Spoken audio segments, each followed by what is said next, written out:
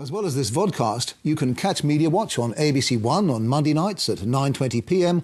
or early on Wednesday mornings at 12:20 a.m. or on ABC Two on Tuesday mornings at 8:45. You can also download episodes and transcripts from our website at abc.net.au/MediaWatch.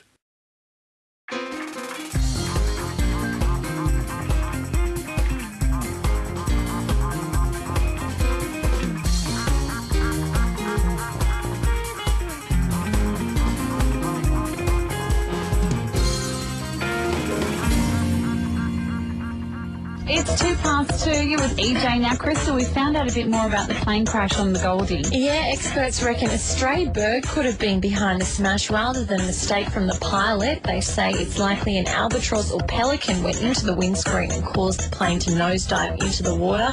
The bodies of the two men who died were pulled out yesterday. With rescue in doubt, the survivors can only hope to save themselves. Lost, tonight 9:30 on 7. Well, someone at Nova 106.9 certainly lost the plot. Welcome to Media Watch. I'm Jonathan Holmes. A programme this week about hacks and cops, from Melbourne to Mutitjulu. First, a crime story that the Melbourne media loved.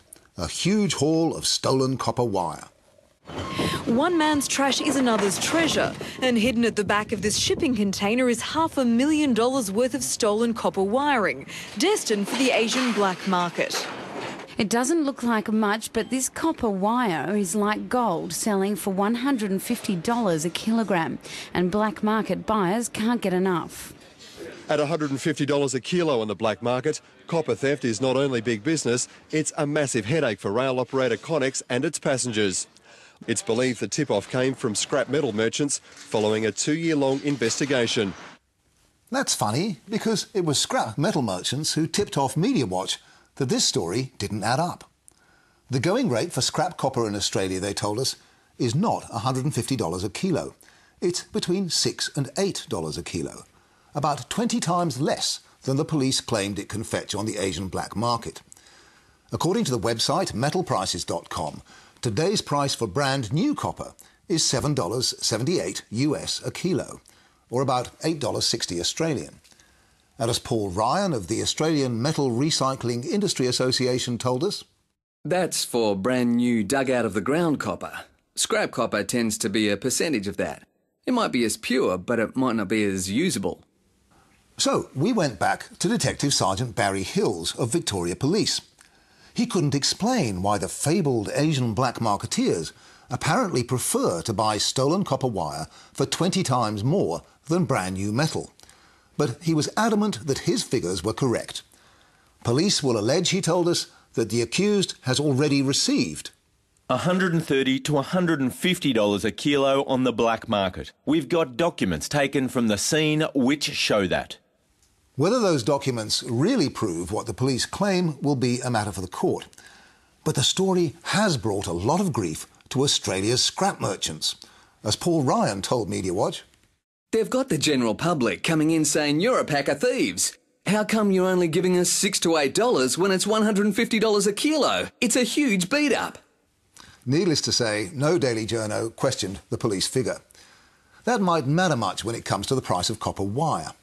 But the number of immigrants who commit crime in Australia is a much more explosive issue. If you're going to get a reporter who isn't a statistician to plough through detailed police figures on that topic, you better make sure he gets it right. Melbourne's Sunday Herald Sun didn't. Fears our crime being imported. Liam Houlihan, crime reporter.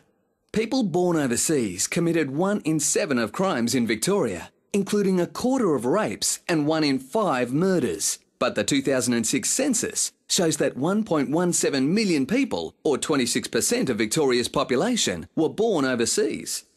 Even if those figures were right, they would mean, of course, that immigrants were committing less than their fair share of crimes.